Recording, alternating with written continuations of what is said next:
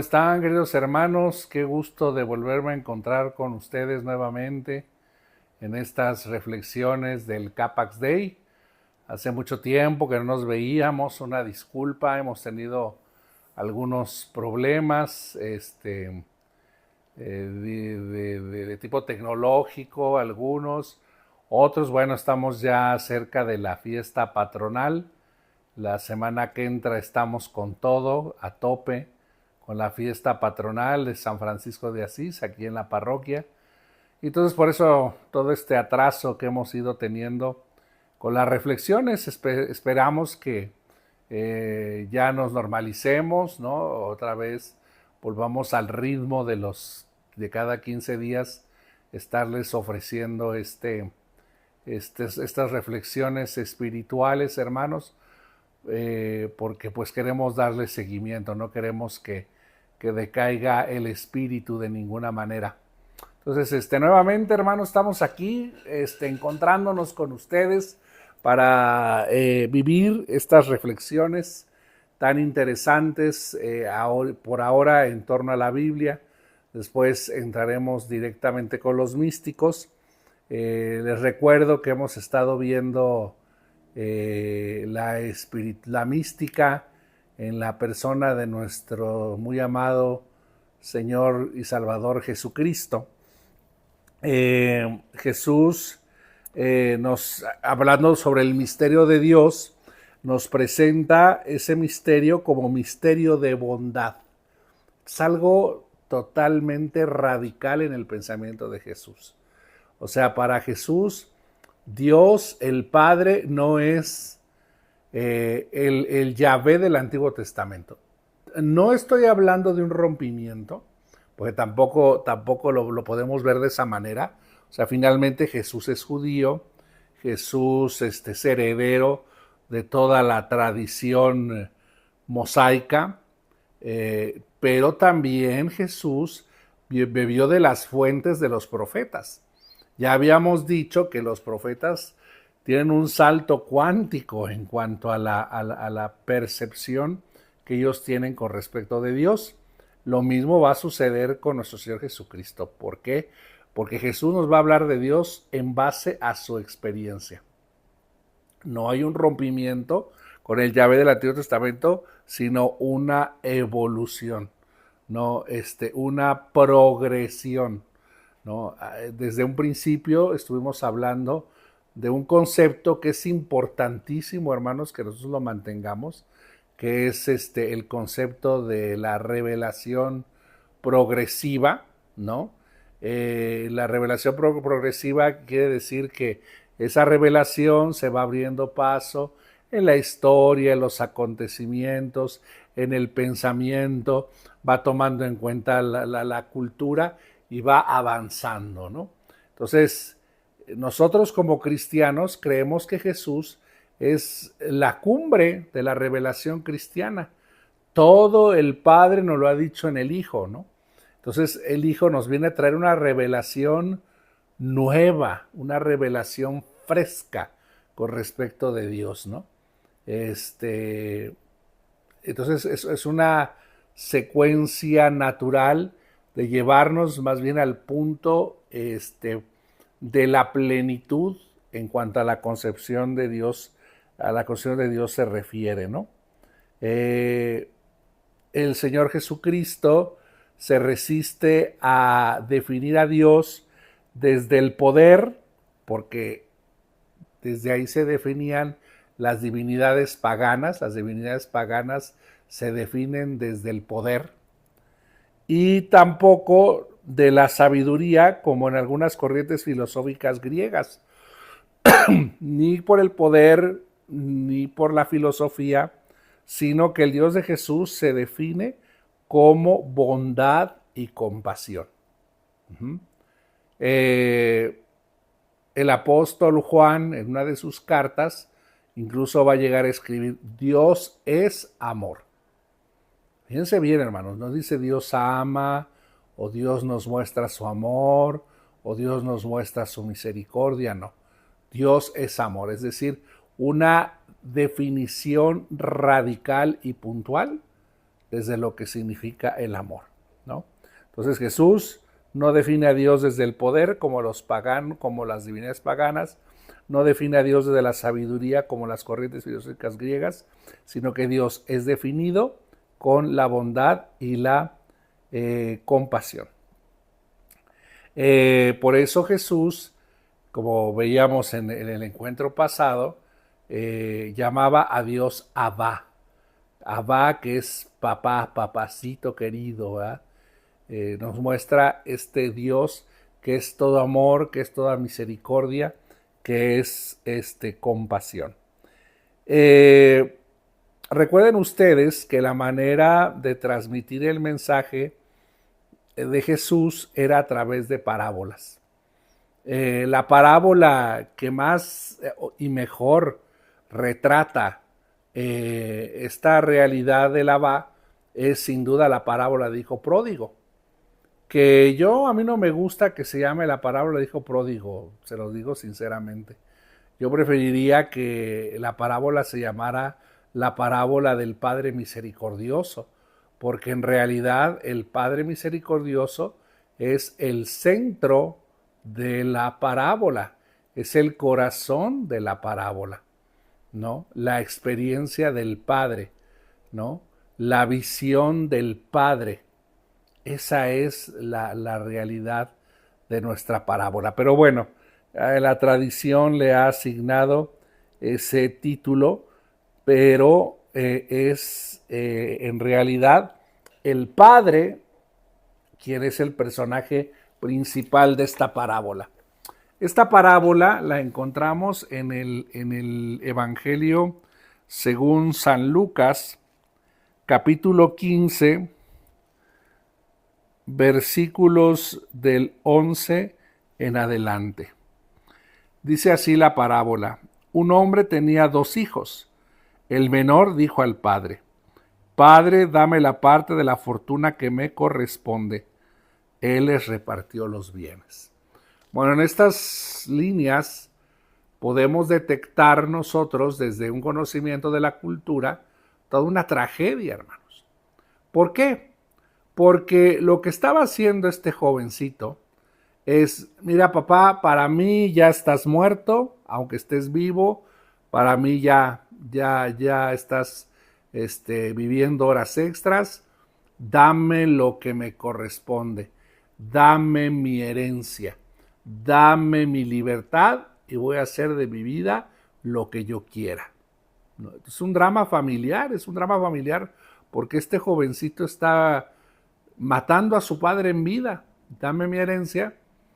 Y lo increíble de la parábola, hermanos, es que el padre del hijo pródigo accede, ¿no? Accede no solamente a darle los bienes a su hijo menor, sino también lo que le corresponde al hijo mayor. Bueno, aprovechando esta coyuntura, voy a repartir los bienes conforme yo lo había dispuesto. No me he muerto, pero bueno, lo quieren de una vez. Ahí está el dinero, ahí están los bienes, para que los repartan conforme ustedes quieran. A los pocos días, el hijo menor reunió todo y emigró a un país lejano, donde derrochó su fortuna viviendo de una vida desordenada. Puso tierra, el chavo, ¿no? Puso tierra entre su padre y él. Se fue a un país lejano y vivió su vida como quiso, ¿no? Vivió la vida loca, diríamos ahora. Y entonces despilfarró toda la fortuna de su padre viviendo de una manera desordenada. ¿Qué quiere decir desordenada? Non santa, ¿verdad? Una vida al margen de los principios de Dios, al margen de la ley de Dios. Es como este joven quiso vivir, ¿no? Un libertinaje absoluto. Entonces derrochó la fortuna viviendo de una manera desordenada. Cuando gastó todo, sobrevino una carestía grave en aquel país y empezó a pasar necesidad. Fue y se puso al servicio de un hacendado del país, el cual lo envió a sus campos a cuidar cerdos.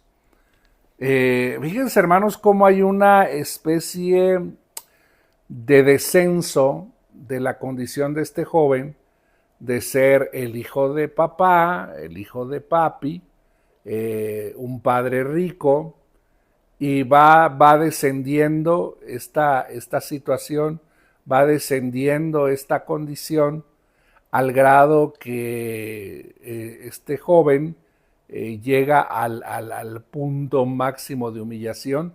¿En qué sentido lo digo? En el sentido de cuidar cerdos. Acuérdense ustedes que el cerdo era un animal inmundo, inmundo. Entonces, el hecho de que este joven se pusiera a cuidar cerdos era una acción totalmente humillante, humillante. O sea, había llegado este joven a lo más bajo, a cuidar los animales más despreciables a los ojos de la ley, ¿no? Se pone este joven a este punto, que es el trabajo que le encomiendan, ¿no? Y dice aquí, deseaba llenarse el estómago de las bellotas que comían los cerdos, pero nadie se las daba. Imagínense este joven que estaba acostumbrado a grandes comidas, estaba acostumbrado a comer bien, a comer sano, a estar en banquetes, pues de pronto pues ansía comer, hartarse de las bellotas que comían los cerdos y ni siquiera tenía acceso a eso. Dice, no se las daba, no se las facilitaban. Este muchacho estaba en una situación deplorable, o sea, totalmente. Había descendido a una situación de humillación, a una situación de indefectibilidad tremenda, tremenda, de tener una dignidad elevada a no tener ninguna, porque siendo judío, cuidando cerdos, queriendo alimentarse de la comida de los cerdos, pues nos habla de una humillación absoluta, de una humillación inaudita, ¿no? Entonces, cuando toca a fondo, acuérdense, hermanos, los que sabemos nadar, ¿no?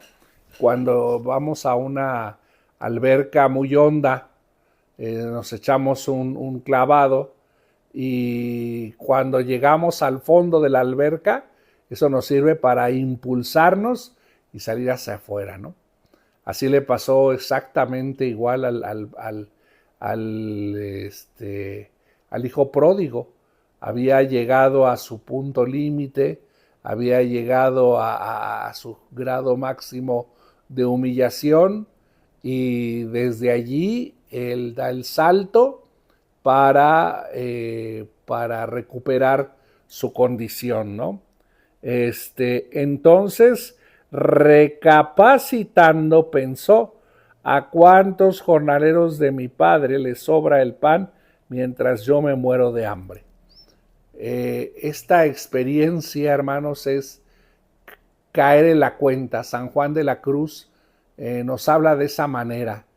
Cuando nos damos cuenta de nuestra condición, nos damos cuenta de nuestro pecado, nos damos cuenta de nuestra necesidad, nos damos cuenta de nuestra nada, caemos en la cuenta, nos damos cuenta de esta necesidad, nos damos cuenta de esta condición. Y desde allí, hermanos, nos esforzamos por salir de esa situación y tener una experiencia de conversión. Mientras una persona no caiga en la cuenta, pues no va a acceder al arrepentimiento, va a seguir en sus malos caminos. Por eso hay que saber cómo debemos de orar por nuestros seres queridos, hay que saber cómo debemos de orar por nuestros semejantes y decir, Señor, te pido por fulano para que recupere la cordura, para que se dé cuenta de su condición, para que se dé cuenta de su situación, se dé cuenta que necesita a Jesús, se dé cuenta que necesita de Dios, caiga en la cuenta. Y entonces cuando caemos en la cuenta, queremos superarnos, queremos transformarnos, queremos cambiar, queremos tener esta relación cercana con nuestro Señor Jesucristo. Entonces dice, bueno, en la casa de mi padre hasta los jornaleros comían mucho mejor que yo, ¿no? Basta ya. Entonces dice el joven, me pondré en camino a casa de mi padre y le diré, he pecado contra Dios y te he ofendido y ya no merezco llamarme hijo tuyo. Trátame como a uno de tus jornaleros. A mí me gustan mucho otras versiones de la escritura que dicen, me levantaré y volveré a la casa de mi padre. Fíjense, hermanos, es muy llamativa esta expresión de me levantaré, porque nos recuerda nuestra propia resurrección, ¿no? Sin Cristo, estamos muertos en el pecado, estamos muertos en la maldad, estamos muertos en la indiferencia, estamos muertos en nuestra idolatría. Hasta que tenemos este encuentro con Cristo vivo, de ojos abiertos y corazón palpitante, tenemos este encuentro con Él y entonces decimos, ya no más estar muerto, ya no más dejar que mi cuerpo se pudra, que mi cuerpo se descomponga. Me levantaré, resurgiré, resucitaré y volveré a la casa de mi Padre. Qué hermosas palabras, hermanos. Qué hermosas, qué hermosas. Porque nosotros estamos llamados no solamente a un cambio de mentalidad, sino a un cambio total. Estamos llamados solamente a arrepentirnos de nuestros pecados y pedirle a Dios, sino que estamos llamados a una verdadera conversión, a un cambio total de vida encaminada a la resurrección, encaminada a la vida eterna. Por eso dice este muchacho, no más postración, no más muerte, no más tumba, no más gusanos, no más corrupción. Me levantaré y volveré a la casa de mi padre. Muy bien. Entonces,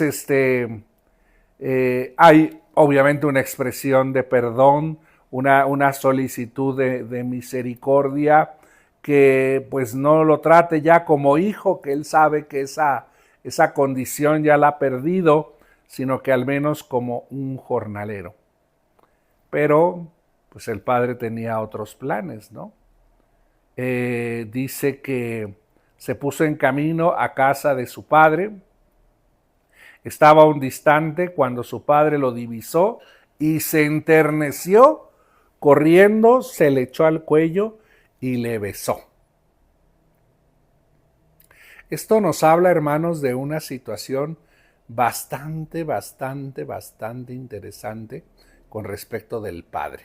¿En qué sentido lo digo? Miren, imagínense este padre todos los días, cada día, manteniendo viva la esperanza de volver a ver a su hijo. O sea, la fe de este padre era increíble, ¿no?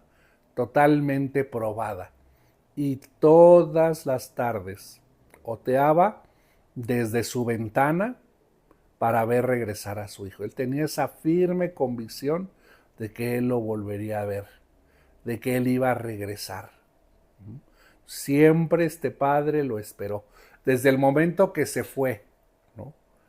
A lo mejor la mayoría de nosotros necesitaría un tiempo, ¿no? Para hacer que pase el enojo, pase el disgusto, pase uno el mal rato que le hizo pasar a aquel hijo, y luego ya que se pasó, entonces sí, tener este espacio para buscarlo, para encontrarse, ¿no? Este padre, desde el primer momento que su hijo puso un pie fuera de la casa, que no se lo impidió. Es muy importante, hermanos, porque aquí nos habla acerca de algo que a veces nosotros no entendemos: el libre albedrío. Nosotros estamos dotados de libertad y el Señor respeta enormemente esa libertad. Así que nosotros podemos optar por amarlo, por servirlo, por servirlo a Él en nuestros hermanos, por hacer su voluntad. O podemos optar, hermanos, por darle totalmente la vuelta y hacer de nuestra vida un cacahuate con las consecuencias que eso traiga. No son consecuencias que Dios nos mande, Diosito nos castiga, no.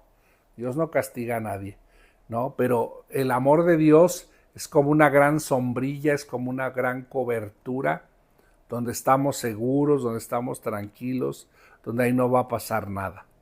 Si nosotros salimos de esa burbuja, si nosotros salimos de esa protección, si salimos de esa sombrilla, pues entonces estamos expuestos a todas las circunstancias adversas del mundo, ¿no?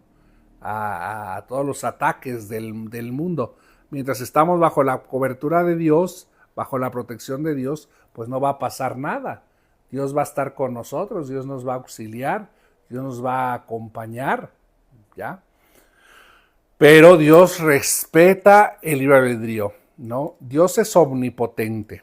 Quiere decir que Dios todo lo puede. Todo lo puede. No hay cosa que no pueda hacer Dios.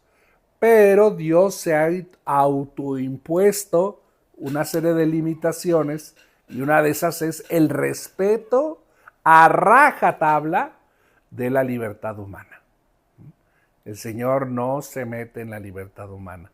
El Señor deja al hombre hacer y deshacer, ¿no? Hasta el momento en que el Señor intervenga en la historia. Pero hermanos míos amados, hoy por hoy el Señor obra y actúa en nosotros en la medida que nosotros queremos o le permitimos a Él. Por eso el Señor dejó, el padre, hijo pródigo, dejó a su hijo marcharse, sí, pero tenía la convicción de que ese hijo volvería, de que ese hijo se arrepentiría. Y todas las tardes oteaba desde el balcón de su casa a ver cuándo llegaba. Y pasaron días, y pasaron noches, y pasaron la primavera, y luego el verano, y luego el otoño, y luego el invierno. Todas las noches, todas las tardes salía este padre a sentarse a su balcón para esperar a su hijo. ¡Qué muestra de amor, hermanos! ¡Qué muestra de amor! ¡Qué muestra de ternura! ¡Qué muestra de compasión!, ¿no? El Señor no se cansa de darnos. El Señor no se cansa de amarnos. Como dice Santa Teresa, ¿no? Antes bien yo me cansé de ofenderle que él de amarme, que él de darme regalos, de darse a mí, ¿no? El Señor no se cansa, ¿no? Él está deseoso de bendecirnos, de llenarnos de sus gracias, de sus misericordias, ¿no? Más fácil es que yo me canse ya de ofenderle, de decir, ya estuvo bien, hasta aquí llegué, vamos a reconciliarnos con el Señor, ¿no? Bien, entonces dice que se encuentra el Padre y el Hijo, y el Padre lo que hace es abrazar y besar a su Hijo. Imagínense ustedes la condición en la que llegó el Hijo, ¿no? Sucio, maloliente, la ropa rasgada, barbón, o sea, en una situación verdaderamente deplorable.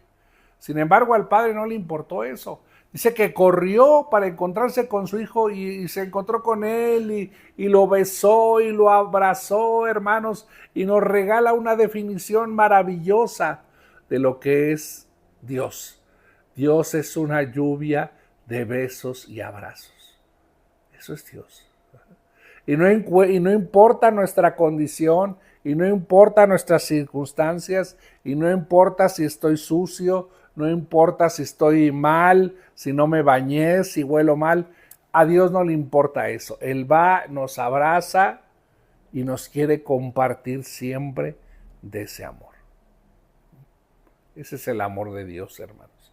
una lluvia de besos y de abrazos. ¿Y qué hace? Ahora viene una restitución de parte del padre. Dice, dijo el padre a los sirvientes, antes que eso, el hijo trató de decirle al padre lo que había ensayado, ¿verdad? Padre, he pecado contra Dios y te he ofendido, ya no merezco llamarme hijo tuyo. El padre ni lo peló, ni le hizo caso a estas aseveraciones. Dice, enseguida traigan el mejor vestido y vístanselo, pónganle el anillo en el dedo y sandalias en los pies, traigan el ternero engordado y mátelo. Celebremos un banquete porque este hijo mío estaba muerto y ha revivido, se había perdido y ha sido encontrado. Y empezaron la fiesta. ¿Se acuerdan, hermanos, que les dije, no? Cuando dice el hijo pródigo, me levantaré y volveré a la casa de mi padre. Hay un signo de resurrección. Aquí es esa plenitud de la resurrección. Este hijo estaba muerto, ¿no? Estaba muerto en sus delitos, en sus pecados, en su obsesión, en su negación, pero ahora vive, porque ha cambiado de vida, porque tiene una nueva visión, porque ha caído en la cuenta que ese camino que llevaba era el camino de la perdición. Y ahora necesita reencontrarse con el camino vivo, el camino que conduce al Padre, que conduce a la plenitud. Entonces, hermanos, nosotros tenemos que tener una firme convicción en la obra de Dios en nosotros, hermanos. Una firme convicción en esa obra misericordiosa que Dios está realizando en nosotros. Y pues eso, caer en la cuenta de que Dios está obrando, Dios está operando en el corazón de cada uno de nosotros. Otra característica importante es este anillo que Dios le pone, el padre hijo pródigo le pone al hijo, en el que lo restituye como parte de la familia. Ese anillo es el anillo familiar, es el anillo que tiene el sello de la familia, ¿no? O sea, no lo acepta como un sirviente, sino lo recibe como un hijo y lo restituye en esa condición. Dios le da esa nueva condición, esa nueva situación, el padre hijo pródigo, ¿no? Y entonces lo restituye a su condición y dice que lo revistan, que lo laven, que lo limpien, que maten el ternero engordado, vamos a hacer fiesta, ¿no? Porque este hijo lo he recuperado. Bien. Luego dice que el mayor pues andaba en el campo, se acerca a la casa, oye la música, pregunta qué está pasando, le dicen que es que ha regresado tu hermano y tu padre ha matado al ternero gordo. Y luego empieza la envidia, ¿verdad? El coraje. No, yo siempre había querido un cabrito, al menos para mis amigos, y le matan el ternero gordo, y cómo es posible si este hijo tuyo ha gastado su fortuna con prostitutas. Interesante, ¿no? Interesante que esa información nos venga de parte de el hijo mayor y no de parte del cronista, porque dice el cronista del Evangelio que el hijo pródigo se gastó su dinero en cosas del mundo, ¿no? Se gastó su dinero en una mala vida. A lo mejor deja esto mucha la imaginación, pero donde ya no queda lugar a dudas es justamente lo que dice el hermano, ¿no? Se lo gastó con prostitutas, yo sé, ¿no? ¿En qué ambiente se movía también este señor? Vayan ustedes a saber, ¿verdad? Pero se movía, se está enterado de esta situación que está viviendo el hermano menor, ¿no? Bueno, entonces el padre se entristece, le dice, tú estás siempre conmigo y todo lo mío es tuyo. Había que hacer fiesta porque este hermano tuyo estaba muerto y ha revivido. Se había perdido y ha sido encontrado. Es algo muy interesante, hermanos, en la vida de la fe. Porque fíjense, así como hay este tipo de experiencias en donde hay un encuentro con el Señor muy llamativo, una conversión muy escandalosa, un cambio muy profundo, ¿no? También en la vida de la iglesia hay experiencias de vida espiritual muy sencillas. Eso no quiere decir que no sean profundas, ¿no? ¿En qué sentido? Pues, por ejemplo, estos hermanos mayores que están en la fe, que siempre han estado, que desde niños estuvieron en el catecismo, luego pasaron a los monaguillos, luego pasaron a los grupos juveniles y ahí conocieron a su esposa y se casaron y siguen en el ministerio de la iglesia, siguen acompañando, a lo mejor dan clases del catecismo, no sé, en fin, todas estas cosas. Bueno, es gente que siempre ha estado con Dios, que siempre ha estado. Y entonces a lo mejor pueden sentir celos, ¿no? De una conversión tan llamativa, ¿no? Ay, sí, que anduvo en la mala vida y ahora mira cómo lo premian. Y bueno, o sea, a ver, el premio que tú has tenido al estar siempre con Dios es el no tener que haber pasado esas hambres, no haber pasado esas tristezas, esas miserias, no haber pasado por todo eso que tuvo que pasar el hijo pródigo, ¿no? Para caer en la cuenta de lo mal que estaba. Tú estás en la casa del Padre, cae en la cuenta y agradécelo. Agradécelo que a ti no te falta nada, no has sufrido, no has padecido. El Señor te lo ha dado todo. Pero bueno, siempre hay estos dos extremos en la iglesia, ¿no? Los que tienen esta conversión interior y los que toda la vida han estado con Dios y su conversión ha sido como paulatina. Ellos se han ido dando cuenta de con quién están, de con quién están tratando, ¿no? Y ha habido experiencia personal de conversión, ¿no? Bueno, y hasta aquí entonces llega la parábola, ¿no? En esta expresión también de aquellos que siempre han estado con Dios, ¿no?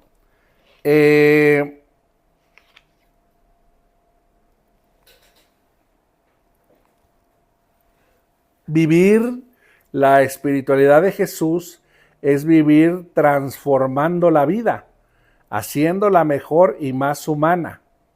Vivir plenamente, vivir bien, no solo después de la muerte, sino también ahora. Cuanto mejor vive la gente, mejor se realiza el reino de Dios. Esto es muy importante, hermanos, porque por muchos siglos, incluso en el cristianismo, y lo decimos con pena, ¿no? Siempre se veía esta vida, como dice la Salve, ¿no? Como un valle de lágrimas, un valle de lágrimas. A este mundo venimos a sufrir, a este mundo venimos a padecer, este mundo todo es dolor, ¿no? Este mundo es malo, ¿no? Entonces, toda esta visión platónica de la vida, ¿no? El cuerpo es malo, las emociones son malas, los gustos estéticos son malos, entonces hay que castigar el cuerpo, hay que castigar físicamente o comer poco y mal, en fin, ¿no? O sea, y no, o sea, Dios quiere que seamos felices, Dios quiere que vivamos nuestra vida plenamente. Sí, estamos sujetos a la contingencia. La contingencia de la vida es una realidad. ¿Qué es la contingencia? En cualquier momento nos podemos morir, en cualquier momento nos podemos enfermar, en cualquier momento nos podemos accidentar. O sea, hay contingencia de la vida y en cualquier momento eso puede pasar. Pero no quiere decir que la vida hay que reducirlo a eso, a nada más esa contingencia. Hay momentos felices, hay momentos plenos, hay momentos históricos de encuentro con el Señor que nos hace plenos, que que nos lleva a la autorrealización.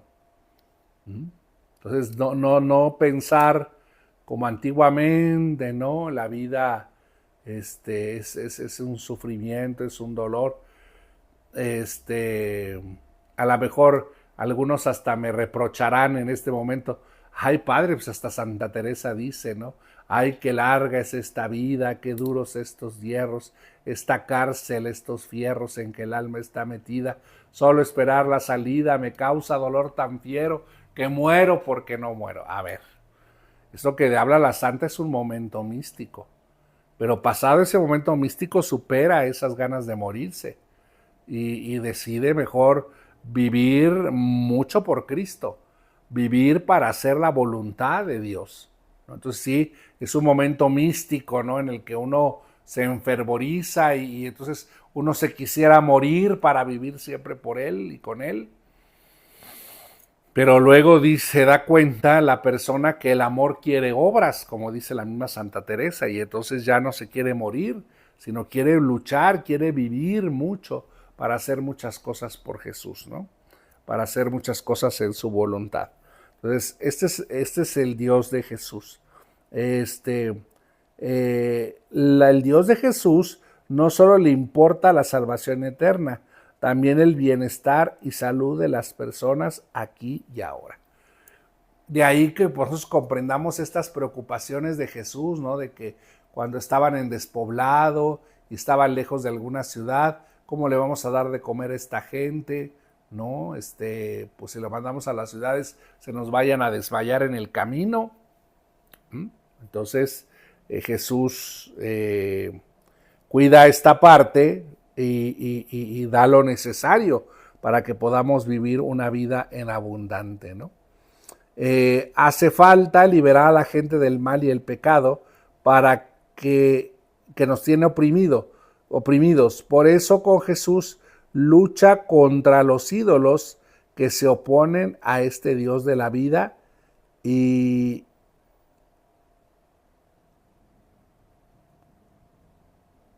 son divinidades de muerte, ¿verdad? En nuestros tiempos hay muchos de esos ídolos, ¿no? El ídolo de la cultura de la muerte, el ídolo del placer, el ídolo del tener, el ídolo del controlar, el ídolo de aparecer. Hay muchísimos ídolos, ¿no? Los hermanos separados tienen una muy peligrosa visión de la idolatría, muy pobre visión de la idolatría que la que nos regala la Biblia, porque confunden los ídolos con las imágenes católicas, ¿no? Antes, pues había ídolos, ¿no? Había ídolos porque se fabricaban dioses que tenían cuerpos humanos y caras de animales y eran dioses falsos y a esos dioses se les daba culto, ¿no? Nada que ver con una imagen religiosa, ¿no? Aquí, por ejemplo, yo tengo mi colección de Santa Teresa y tengo esta bella pieza de arte.